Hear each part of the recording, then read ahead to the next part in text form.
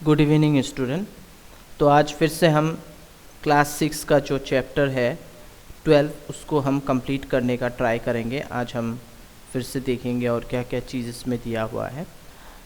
जो भी पहले हमने पढ़ाया था आपको, जो भी रिमेनिंग अभी बाकी है वो हम आपको समझाएंगे। पहले का जो भी वीडियो है इस चैप्टर का, चैप्टर 12 क्लास 6 के बच्चों के लिए NCERT बुक का, प्लीज़ आप लोग उस चैप्टर को एक बार रिवाइज कर लीजिए, तब आपको आज का जो टॉपिक है वो भी समझ में आ जाएगा। तो हम यहाँ से स्टार्ट करते हैं। यहाँ लिखा हुआ है, in Indian astronomy the terms nakshatra is use to denote either a certain star और ए ग्रुप ऑफ स्टार। तो यहाँ पर ये बताया गया है जो नक्षत्र है, ये जो है हम बोलते हैं ना नक्षत्र को देख के सब कुछ बताया जा सकता है, ये वो है ना। तो ये ग्रुप ऑफ स्टार बोला जाता है, ये कुछ स्टार होते हैं उनको हम नक्षत्र बोलते हैं, जिससे हम यहाँ से अपने पृथ्वी से देख सकते हैं। सच एस अध्र, ठीक है, and Krittika, Aldebaran star in the constellation Taurus is known as a Rohini. तो यहाँ पर जो कृतिका है, कृतिका ये भी एक कॉन्स्टिलेशन है, आप मतलब तारामंडल बोल सकते हो, जहाँ पर कुछ स्पेसिफिक तारे होते हैं। इसी तरह से एल्डीबरन जो है वो भी एक स्टार के कॉन्स्टिलेशन है, ठीक है, तो उसको हम रोहिणी बोलते हैं। तो अब आगे बढ़ते हैं।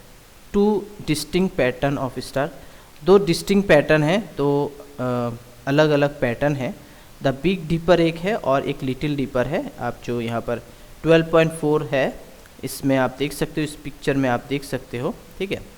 तो इसके बारे में बताया गया है, द पोलर स्टार और Polaris which is part of the little dipper is known as, यहाँ पर आप देख सकते हो लिटिल डीपर, ठीक है। और इससे जो है ये जो है पैटर्न जो बना है, यहाँ पर आप देख सकते हो पोलर स्टार लिखा हुआ है ना, तो इसे हम पोलर स्टार बोलते हैं,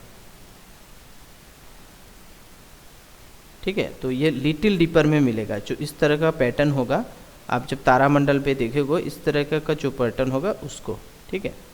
the pole star appear stationary in the north direction which help to locate the north direction in the north hemisphere.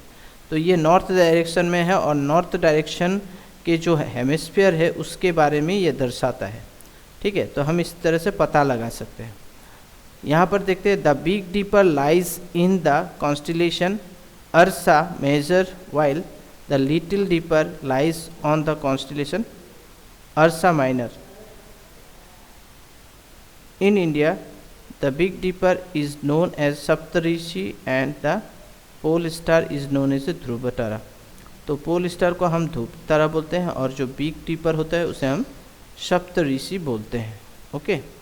तो यहाँ पर आप देख सकते हो, इसको हम सप्तऋषि बोलेंगे। बिग स्टार जो है, बिग डीपर जो है, सॉरी, तो 1 2 3 4 5 6 7, तो इसे हम सप्तऋषि बोलते हैं। हमारे जो ग्रंथों में भी है इसके बारे में वर्णन किया हुआ है।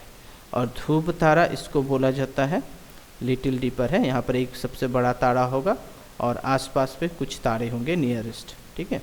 अब हम ये पढ़ लेते हैं। Apart from common regional stories associate with star in the constellation many forest dwelling communities और tribes of India also have their own stories about them. For example, the 4 stars in the big dipper that approximately form a rectangle are viewed by tribes in central India as the grandmother's coat with the 3 thieves, other 3 stars stealing it. Fishermen along the Konkan coastal imagine the 4 stars are as a boat with the last 3 star as the neck of the boat। तो यहाँ पर ये भी बताया गया है कि जो हमारे इंडिया में कुछ रीजन्स हैं, ठीक है, और कुछ उन्होंने अपना खुद का स्टोरी बनाया है, कुछ ट्राइब्स है, कुछ कम्युनिटीज़ है हमारे इंडिया में, ठीक है, उनका अपना स्टोरी है। तो किसी ने जो बिग डीपर है उसको कुछ अलग तरीके से बताया है, उसका कुछ अलग तरीके का उन्होंने नाम रखा है, तो उसको वो उन्हें आइडेंटिफाई करते हैं ग्रैंड मदर, ठीक है, दादी अम्मा का कोट के हिसाब से उसे आइडेंटिफाई करते हैं। और जो 3 स्टार है उसके साथ उन्हें चोर बोला जाता है, ठीक है, उन्हें चोर बोला जाता है, तो जो कि वो कोट चोरी करते हुए दिखाई दे रहा है, ऐसे बताते हैं।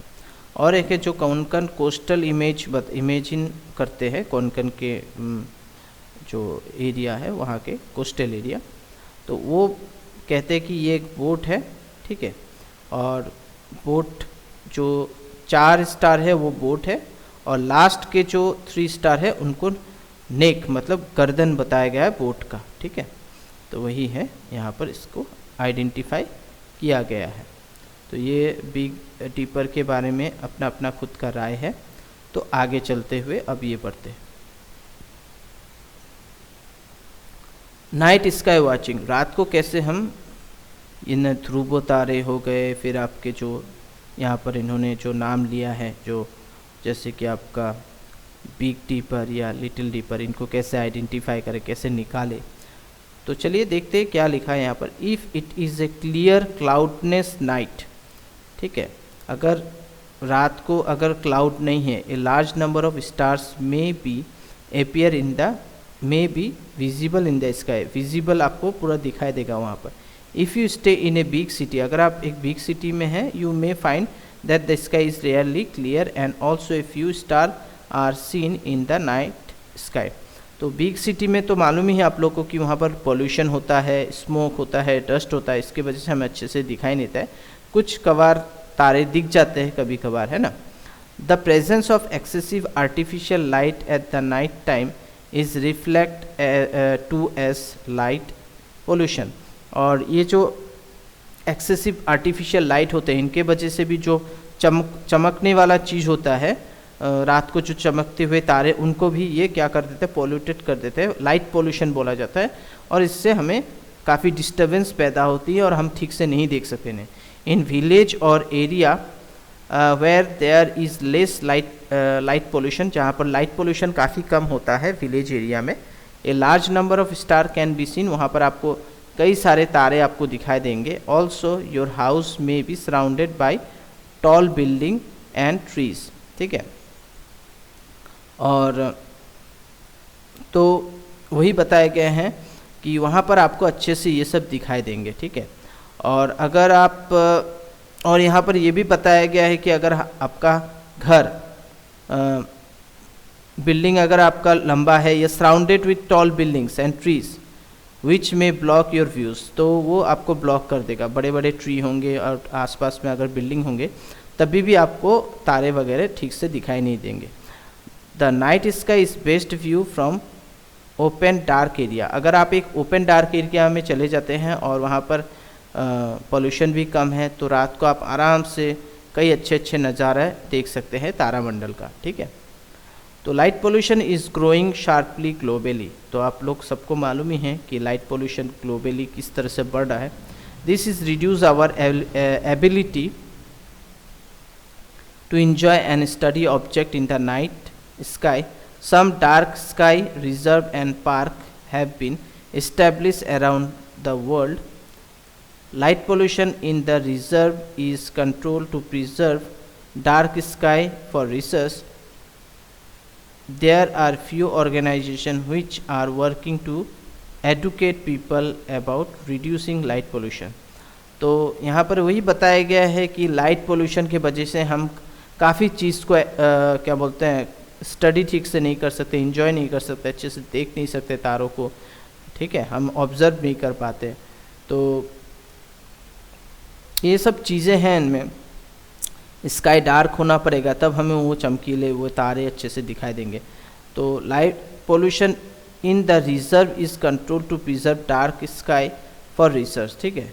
तो ये जो लाइट पोल्यूशन की वजह से ही हम ये सब हमें बाधा मिलता है ना, तो इसे प्रिजर्व, इससे जो है प्रिजर्व करें, इस डार्क स्काई को हमको प्रिजर्व करना है। तो हम कुछ ऑर्गेनाइजेशन है फ्यू ऑर्गेनाइजेशन है जो इसके ऊपर काम कर रहे हैं, पीपल को एडुकेट कर रहे हैं कि बिना कारण के लाइट वगैरह जो है हम यूज़ करते हैं उन्हें कम करना चाहिए।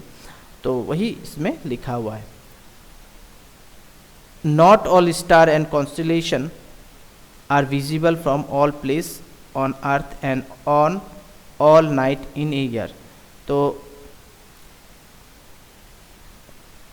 कॉन्स्टिलेशन और जो तारे हैं, सब तारे हैं, वो विजिबल नहीं है हर जगह से पृथ्वी के, ठीक है। किसी किसी जगह से काफ़ी विजिबल है, किसी किसी जगह पे ये विजिबल नहीं है, और हर नाइट को जो आपको मिलेगा एक ही जगह से वैसा भी पॉसिबल नहीं है, ठीक है, क्योंकि बादल रहता है, पोल्यूशन रहता है, काफ़ी सारे आपके क्या बोलेंगे ऑब्स्टिकल होते हैं जिसके वजह से हम नहीं देख सकते इन चीज़ों को।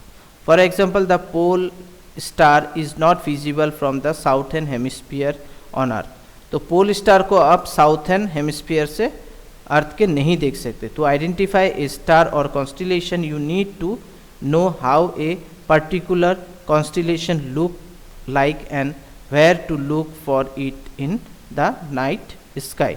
To get familiar with the pattern of constellation, you may use image such as figure 12.3 and figure 12.4 to find out when and its which portion of the sky or sky a star or a constellation will be visible from your location.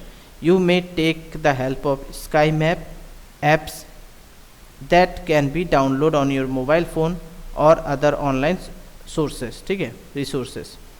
तो यहाँ देख सकते हैं आप, sky map is a very handy app for identification of star constellation and planets from mobile phone. Celerium is another such app. The computer version of Celerium is free for download and has many features. तो इन मैपों के जरिए, ठीक है, इन apps को, ये जो apps है, sky map है, फिर आपका जो स्टेलेरियम जो ऐप है, इनसे हम अच्छे से इन जो कॉन्स्टिलेशन है, तारामंडल को देख सकते हैं, प्लैनेट को देख सकते हैं, ठीक है। तो चलिए यहाँ पर हम इस चीज़ को भी पढ़ लेते हैं। Preparation for sky night sky watching under the guidance of adult identify a dark open area for sky for night sky watching. This should be away from light, tall building and tree. तो आपको एक ऐसा जगह लेना है, वहाँ अंधेरा होना चाहिए और वहाँ पर पूरा वो फ्री स्पेस होना चाहिए, वहाँ पर कोई बड़े बड़े ट्री या बड़े बड़े बिल्डिंग नहीं होने चाहिए, लाइट पोल्यूशन नहीं होना चाहिए, पूरा डार्क होना चाहिए, ठीक है। और क्लाइमेट भी आपका साथ देना पड़ेगा, ठीक है, मतलब बादल वगैरह भी वहाँ होना नहीं चाहिए। Choose the date and time based upon what you plan to identify in the night sky. आपको एक डेट चूज़ करना है, टाइम चूज़ करना है, किस वक्त आप इसको आइडेंटिफाई कर सकते हैं। चूज़ ए मूनलेस नाइट। मूनलेस नाइट होना चाहिए, मतलब उस दिन चांद नहीं निकलना चाहिए और क्लाउड भी होना नहीं चाहिए। Particularly for the pole star which is not very bright, जो कि ज़्यादा ब्राइट नहीं है, जो पोल स्टार है, ठीक है। It may be useful to have access to a mobile app with a sky map or print out image of the constellation you plan to view. You may also carry a magnetic compass to find direction and a notebook to note or draw your observation. तो आपको एक notebook लेना है, एक compass लेना है और उस हिसाब से आपको डायरेक्शन देखना है और उसी के जरिए आप उसको आइडेंटिफाई कर सकते हो, ठीक है। और आपके पास तो मोबाइल फ़ोन में जो ऐप है स्काई मैप, उसके ज़रिए आप एक प्रिंट आउट कर लेना इमेज का कॉन्स्टिलेशन, ठीक है, और उससे उसी के आधार पर, उसी के थ्रू, उसी प्लान के थ्रू आपको निकालना है। On the particular day the time selected go to the identified place with an adult where the sky night sky watch is to be done. और आपको उस पर्टिकुलर एरिया में आपको उस पार्टिकुलर एरिया में जाना है जहाँ पर आपने सोचा है कि मैं यहाँ से देख सकूँ, ठीक है, और आपके दोस्त वगैरह एडल्ट किसी को लेके जाए और वहाँ पर वॉच कीजिए और देखिए, ठीक है, और आपका जो एक्सपेरिमेंट है उसको सक्सेस कीजिए। After reaching there wait for about half an hour for your eyes to get adjust to the darkness. और आपको थोड़ी देर के लिए वहाँ पर जाने के बाद थोड़ा आपके आँखों को एडजस्ट कीजिए हाफ एन आवर, क्योंकि आप इतने दिन से एक उजाला, आपके घर पे लाइट है, हर जगह में लाइट था, तो आप लाइट के भरोसे हमारा जो विजिबिलिटी है उस नज़रिए पे आ चुका है, तो उसको हमें फिर से अंधेरे में जब हम जाएंगे तो थोड़ा टाइम लगेगा उसको एडजस्ट होने में। नाइट स्काई को देखेंगे तो आपको अच्छे से दिखना स्टार्ट हो जाएगा। This will help you to see the night sky better, ठीक है, तो आपको बेटर दिखने लगेगा। You may easily identify the big dipper and the pole star in the night sky, फिर आप इजीली उससे फाइंड आउट कर सकते हैं, ठीक है, देख सकते हैं, निकाल सकते हैं। तो आशा करता हूँ मैंने यहाँ तक जो आपको पढ़ाया है ये काफ़ी इंटरेस्टिंग चीज़ें मैंने आपको पढ़ा दिया है। प्लीज़ आप लोग इसको अच्छे से एक बार मैंने जो बताया है इसको भी आप एक बार समझिए और ख़ुद से पढ़िए, और मैं जो आपको समझा रहा हूँ अगर समझ में आ रहा है प्लीज़ लाइक कीजिए, शेयर कीजिए और सब्सक्राइब कीजिए हमारे चैनल को, ठीक है। तो चलिए, थैंक यू।